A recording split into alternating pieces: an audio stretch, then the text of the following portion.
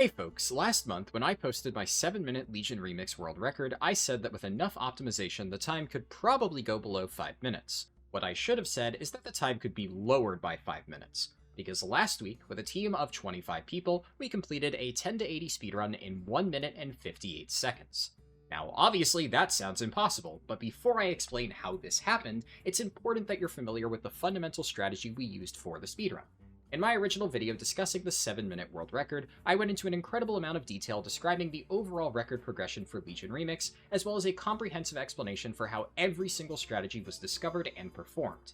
If you truly want to understand how something like this is possible, I'd recommend watching that video first, but since it's 54 minutes long, I'll provide you with a quick summary here for any new viewers that simply want the basic context. For starters, a run like this requires a ton of setup in advance, so I had the maximum bonus of 400% additional XP on my account, and I obviously enabled Heroic World Tier, which causes all open world enemies to provide 500% additional XP. My team of boosters consisted of multiple max strength level 80 characters, and a few level 20 Brewmaster Monk Twinks that had enough stamina to instantly kill raid bosses with a single touch of death. The basic strategy involved using a series of instant summons to first enable Heroic World Tier, then arrive at a boosting spot in the open world and kill mobs until I reach level 20, and then I would get invited to our raid group. From here, I would be teleported to Emerald Nightmare, Nighthold, and Tomb of Sargeras, in that order, and I had a team of 7 to 10 players in each raid who would instantly kill an assigned raid boss the moment my character entered the instance. Although I was satisfied with the general strategy that we used for the run, there were a few hiccups that lost us minutes of time, and over the next few weeks I came up with multiple new ideas to optimize the run even further. Despite promising that I wouldn't attempt the run again, I couldn't shake that nagging feeling, the knowledge that with enough effort we could absolutely demolish the original time. And so, a week after posting the 7-minute video, I decided to put the team back together and give it one more go before the end of Legion Remix. One of the biggest advantages we had in our second attempt was access to multiple new helpers. In my video, I specifically mentioned that I was unable to find any Druid players, which was unfortunate since they would have been incredibly helpful for our strategy. In response to this, I received messages from 4 separate Druid players who said that they would love to help if I wanted to try the run again.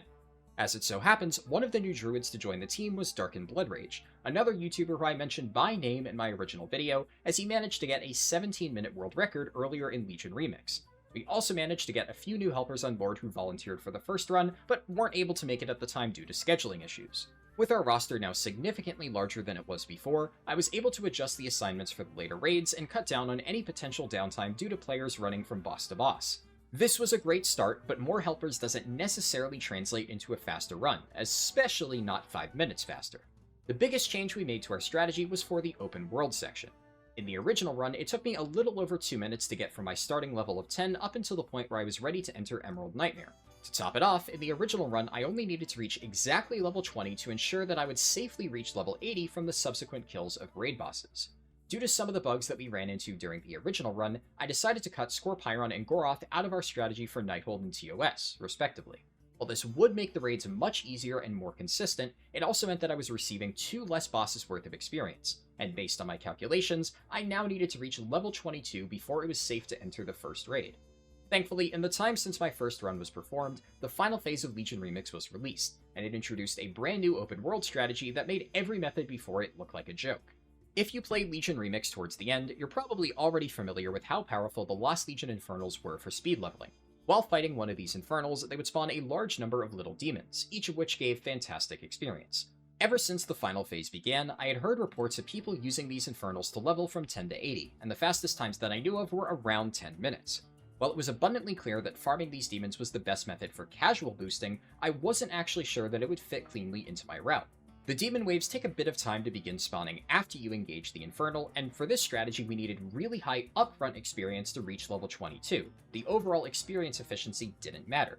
So I had initially written off these Infernals, and I said as much in my previous video, but then we uncovered a critical detail that broke our strategy wide open. When the little demon waves are summoned by an Infernal, they actually stick around for up to 5 minutes before they completely despawn. And during those 5 minutes, the Infernal will summon multiple waves, and all of these demons will stack up into a giant cluster. Armed with this knowledge, we were now able to have an extremely tanky Guardian Druid hold onto an Infernal indefinitely, allowing them to build up 5 minutes worth of little demons before the run begins. So long as no random player stumbles upon our Infernal in the time that it takes me to create my character and get summoned into position, we're looking at a treasure trove of experience condensed into a single location. And since all of those enemies are demons, they give 20% additional experience from the Lightforged racial. And yes, I actually remembered to pick the correct race this time. I am still so mad at myself for making a regular Draenei in the 7-minute run. The end result of this strategy is that after my character gets summoned, Darkened Bloodrage would burst down the 5 minutes worth of demons, and I would jump from level 10 to 24 in the span of about 10 seconds. I even had one of our other Druid helpers, Pixelina, prepare an Infernal in the exact same spot on a separate server. This way, if something went wrong or I didn't receive enough experience from the first Infernal, we had access to another full set of demon waves with a quick server hop. Thankfully, in our run, everything went like clockwork, and the first Infernal gave me just enough experience to safely enter Emerald Nightmare. From here, the raid process went roughly the same as it did in the 7-minute run, except everything was incredibly streamlined and nobody made any mistakes. The final change came right at the end, as I managed to find a fix for the account-wide pet battle quests that weren't working in the 7-minute attempt. It turns out that the old macros used to auto-complete these quests are now broken, so I had to develop a mini add-on for use in the speedrun which auto-tracks the pet battle quests and pushes them to the top of my quest tracker. While this isn't as efficient as the old autocomplete macros, it's the only functional solution these days which allows me to quickly finish all 5 quests during the run. And that covers all of the changes necessary to cut 5 minutes off of the run. But hearing that explanation doesn't do it justice, so allow me to present to you our 1 minute and 58 second speedrun in its entirety. Alright, I am entering Worlds. Cubs, prepare your macro.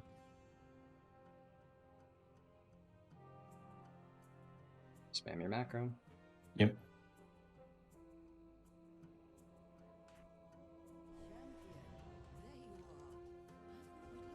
Artifact cutscene.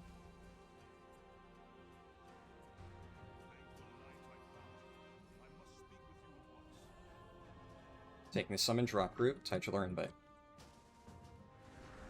Send the summon.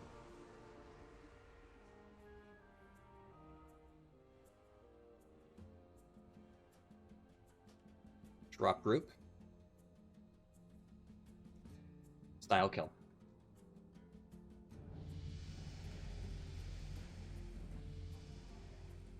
Demo invite. Emerald Nightmare summon.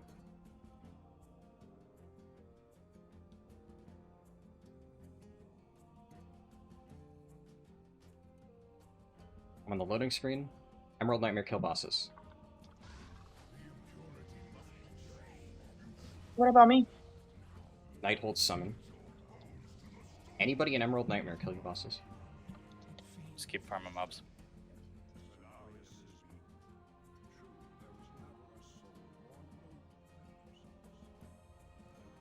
Nighthold kill your bosses.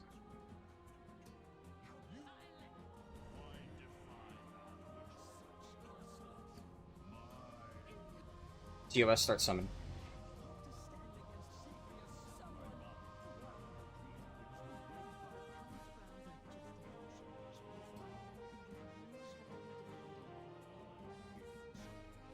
Musargos kill bosses.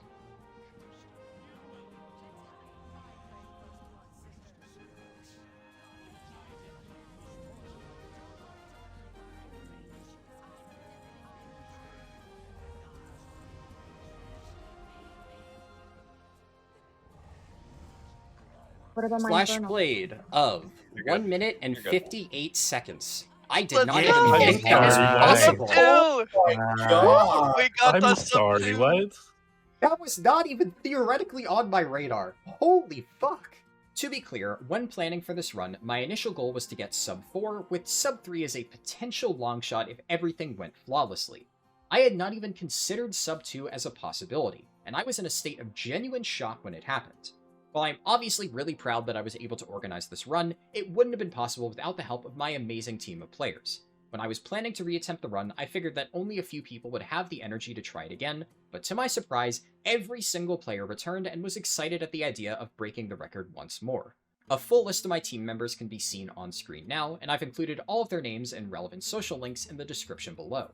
As a final note, if you found any of my remix guides and videos helpful or entertaining, I'd encourage you to subscribe and toss this video a like, as you can bet your ass that I'll be back again for whatever remix event we get next.